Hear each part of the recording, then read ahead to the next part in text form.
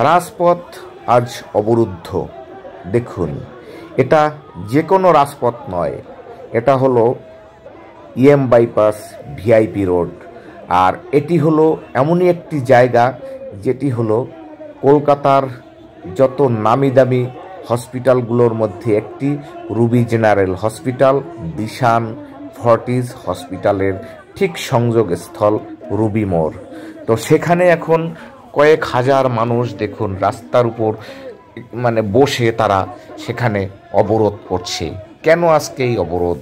এই অবরোধের একটাই কারণ, বাংলাদেশে যে ঘটনাটা ঘটছে, বাংলাদেশে হিন্দুদের উপরে যে নিপীড়ন চলছে, আমাদের জাতীয় পতাকাকে যেভাবে ওখানে অপমান করা হচ্ছে, তার এই প্রতিবাদে আজকে এই পথ অবরোধ। আর এটা দেখতে পাচ্ছেন এখন ঠিক রুবির মোড়ে উপরে দেখুন মেট্রো রেল, ওপাশে একটি নামকরা 5 স্টার হোটেল, আমার ডান দিকেই হলো রুবি হসপিটাল, আর সামনে যেটা দেখছেন এটা হলো হেমন্ত মুখোপাধ্যায় মেট্রো স্টেশন। তো পাশেই দিশান, তার পাশে ফর্টিস, তার পাশেই হলো আমাদের যেটা হলো কলকাতা যে পাসপোর্ট অফিস জোন। এখানে প্রত্যেক দিন হাজার হাজার মানুষের সমাগম হয়, সব সময় এখানে একটা ট্রাফিক জ্যাম লেগেই থাকে। আর সেই রকম জায়গায়, আর এই জায়গাটা হলো একটি রাস্তার 4টি সংযোগস্থল। একদিকে গড়িয়াহাট জংশনের দিকে মানুষ যাতায়াত করে গাড়ি নিয়ে, অন্যদিকে সেই মুকুন্দপুরের দিকে যেতে হয়, অন্যদিকে উল্টোডাঙ্গার দিকে যেতে হয়, আর এদিকে আরবানার দিকে যেতে হয়। সেই সংযোগস্থলে এখন এখানে হাজার হাজার মানুষের পথ অবরোধ চলছে। আজকে কেন এই অবরোধ হবে? এই অবরোধের একমাত্র কারণ হলো বাংলাদেশ।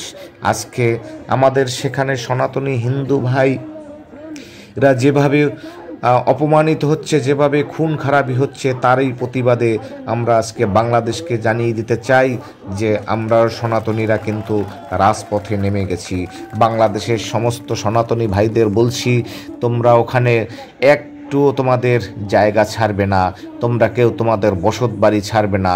ওটা তোমাদের পিতৃমাতৃভূমি, ওটা তোমাদের জন্মস্থান। তোমাদের কেন তোমাদের বসত বাড়ি ছেড়ে তোমরা অন্য জায়গায় আশ্রয় নেবে?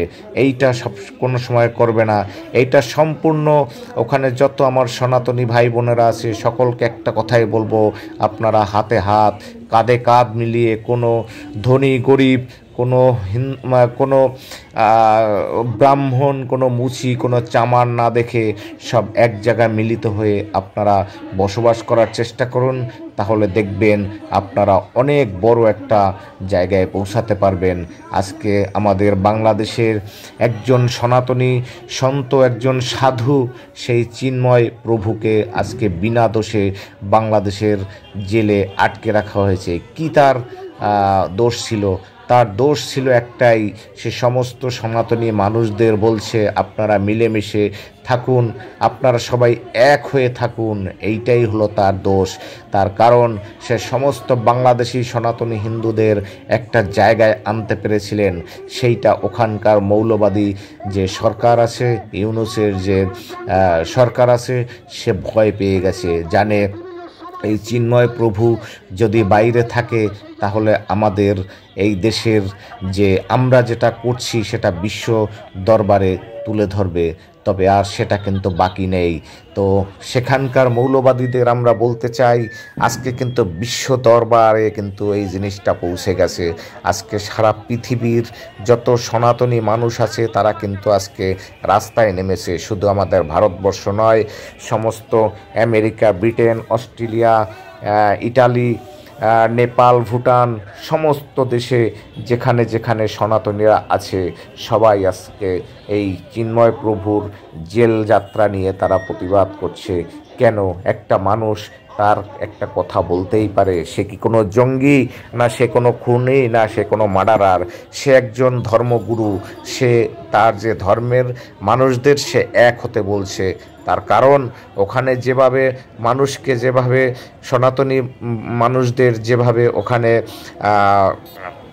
হ্যারাসমেন্ট করা হচ্ছে, তাদেরকে যাতে একসঙ্গে থাকতে পারে, যারা সবসময় কাঁধে কাঁধ মিলিয়ে থাকতে পারে, তার জন্য তাদেরকে বলছে আপনারা এক হন, এক হলে মানুষের একটা প্রতিবাদ করা যাবে।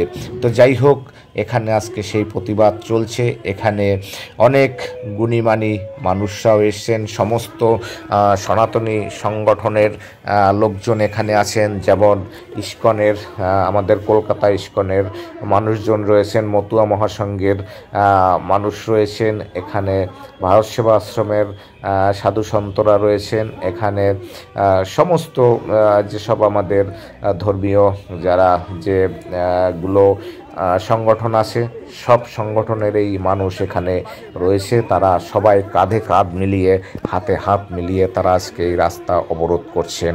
তো সত্যি কথা বলতে চিন্ময় প্রভুকে আমরা অশেষ ধন্যবাদ জানাচ্ছি এই কারণেই, আজকে সে সনাতনী মানুষদের কিন্তু একটা জায়গায় আনতে পেরেছে, সনাতনী মানুষদের সে একটা ছাতার তলায় আনতে পেরেছে। তার জন্য আমরা চিন্ময় প্রভুকে জানাই আন্তরিক প্রীতি ও শুভেচ্ছা। চিন্ময় প্রভু, আপনি কোনো ভয় পাবেন না, আপনাকে আমরা জেল থেকে মুক্ত করবই। আর যতদিন অবধি চিন্ময় প্রভুর এই জেল থেকে মুক্তি না হবে, ততদিন আমরা সনাতনীরা রাজপথ এইরকম অবরোধ করে চলব। এটা হলো আমাদের ভারতে আমরা রাজপথ অবরোধ করছি এটা শুধু জানান দেওয়ার জন্য, তার কারণ এখানে বাংলাদেশি হাইকমিশনার আছে, তাদেরকে আমরা জানান দিতে চাচ্ছি, তার মাধ্যমে যাতে বাংলাদেশে এই খবরটা পৌঁছায় যে তোমরা এবার শান্ত হও। ভারতের সনাতনীরাও কিন্তু এবার এক হয়ে গেছে, তাদের মধ্যে কিন্তু আর কোনো ভেদাভেদ নেই, তারা এখন রাস্তায় নেমেছে। এই খবরটা আমরা জাতিসংঘে পৌঁছাতে চাই, যে জাতিসংঘ দেখুক যে সমস্ত সনাতনী আজকে চিন্ময় প্রভুর হয়ে রাস্তায় নেমেছে, সনাতনীদের এক হয়েছে। আজকে সনাতনীরা আজকে কিন্তু আর ভয় ভীত নেই, সনাতনীরা কিন্তু খুব শান্ত প্রকৃতির মানুষ। তো শান্ত প্রকৃতির মানুষ যদি একবার খেপে যায়, তখন কিন্তু তারা ভয়ানক হয়ে ওঠে। তাই আমার সনাতনী সমস্ত বন্ধুদের বলছি, আপনারা সবাই এক হয়ে চলুন, তাহলে সবাই ভয় পাবে। তো যাই হোক বন্ধুরা, ভিডিওটা অনেক বড় হয়ে যাচ্ছে, ভিডিওটা আর আমি বেশি দীর্ঘায়িত করব না। আপনাদের কাছে শুধু একটাই কথা, আপনারা সব সময় এক হয়ে থাকবেন, তাহলে দেখবেন কোনো মানুষ আর আপনাদের দিকে চোখ তুলে তাকাতে পারবে না। তাই বলছি, সব সময় সবার কাঁধে কাঁধ মিলিয়ে, সবাই হাতে হাত মিলিয়ে সবাই প্রতিবাদ করুন, গর্জে উঠুন, দেখবেন সবাই আপনাদের ভয় পাবে। সবাই ভালো থাকেন, সুস্থ থাকেন, নমস্কার।